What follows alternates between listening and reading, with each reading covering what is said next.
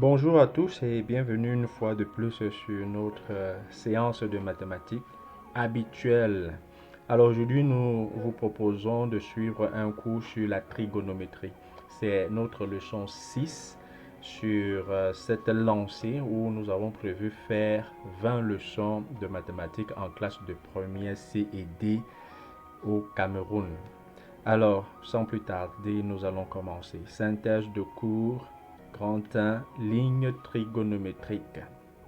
Alors, ligne trigonométrique d'un angle orienté. Définition. Prenons la définition de cosinus, sinus d'un angle orienté.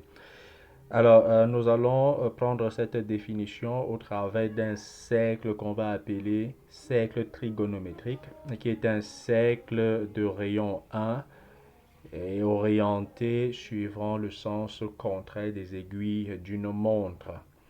Alors, soit UV, un angle orienté de mesure alpha, et M l'image de alpha sur le cercle C. Alors, c'est quoi cosinus de alpha? Le cosinus de alpha est tout simplement l'abscisse du point M. C'est-à-dire, vous avez le point M, vous projetez sur l'axe des abscisses, vous tombez sur cosinus de alpha. En réalité, c'est la distance entre l'origine O et le point projeté, là, c'est-à-dire entre O et cosinus de alpha.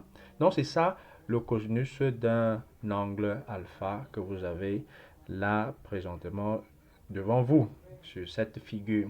Et de la même manière, nous allons définir le sinus. Alors, le sinus de alpha, c'est en réalité l'ordonnée de ce point M là que vous avez ici sur le cercle trigonométrique. Alors, sans plus tarder, nous allons prendre aussi la définition de tangente d'un angle orienté. Alors, tangente d'un angle orienté, c'est en réalité la mesure algébrique de IA. Donc, vous voyez sur cette figure comment on fait pour déterminer la tangente de alpha.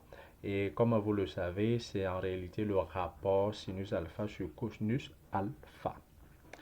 Bien, alors soit UV, un angle orienté, non droit. Pourquoi on dit non droit? Pour éviter d'avoir au dénominateur 0, parce que le cosinus d'un angle droit, c'est-à-dire le cosinus de pi sur 2, est égal à 0. Bien, alors du coup, nous avons ce tableau récapitulatif des mesures de sinus alpha, cosinus alpha et tangente alpha. Donc vous avez ce tableau que vous devez retenir par cœur, même si on vous réveille à minuit. Il est important pour vous de savoir que voilà, le sinus de 0 est égal à 1, le sinus de pi sur 3 est égal à 1 sur 2, et ainsi de suite, ainsi de suite. Donc voilà pour ce qui est de ce tableau. Alors comme propriété, nous allons prendre quelques-unes d'entre elles. Cosinus de moins alpha égale à cosinus de alpha. Cosinus de pi moins alpha est égal à moins cosinus alpha.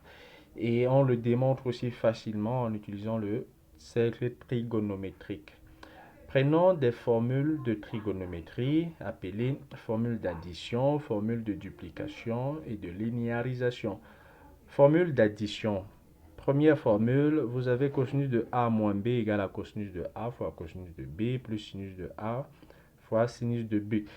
Et ainsi de suite, vous avez comme ça jusqu'à 4 propriétés, 4 formules d'addition. Et parlant de formules de duplication, vous avez ceci, cosinus de 2A égale à cosinus carré de A moins sinus carré de A. Et sinus de 2A égale à 2 sinus de A cosinus de A. Ça, c'est une formule.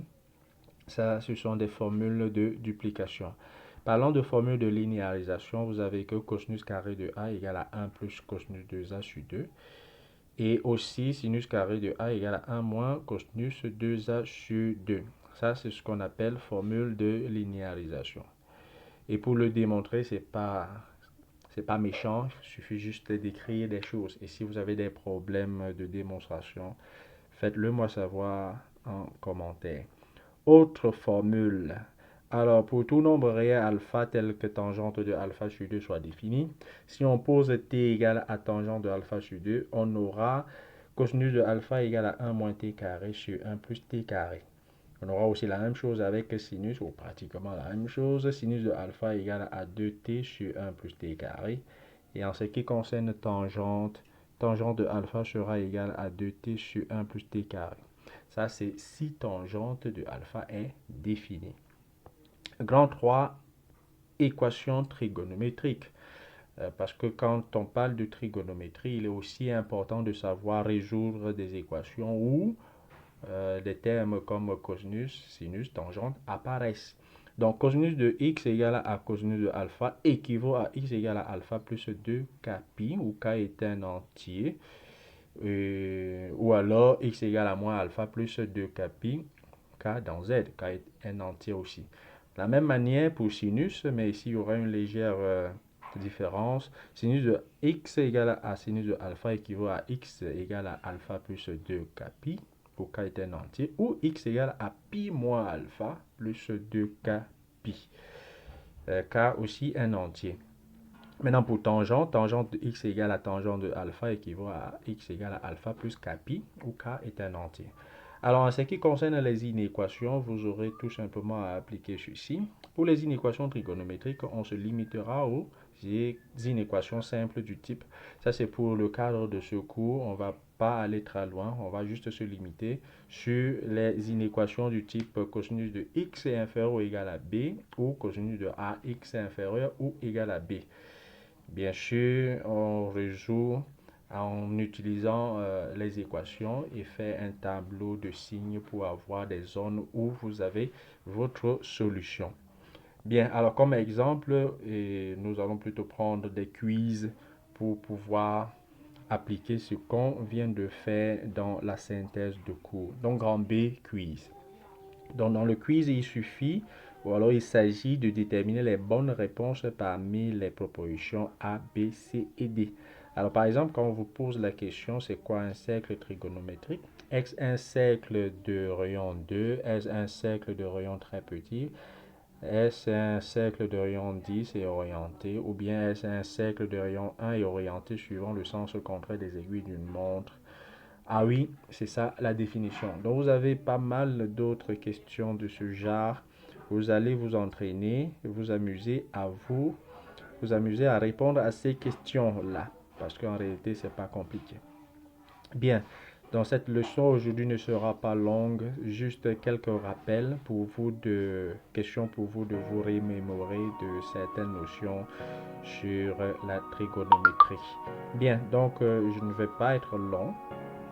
Je ne vais pas être long pour ce cours, comme je vous ai dit. On va arrêter là pour aujourd'hui et rendez-vous la prochaine fois où nous allons commencer une nouvelle leçon. Ce sera la leçon sur le dénombrement, leçon 7.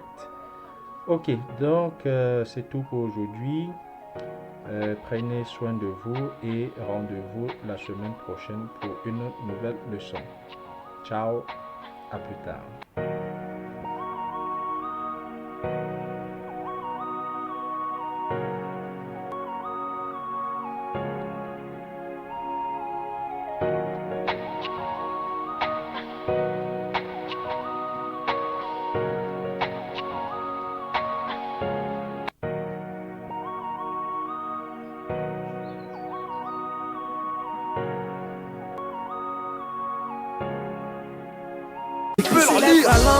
Quand j'ai envie de lui parler, j'écris ses lettres à l'âme, j'ai beaucoup de choses à lui dire.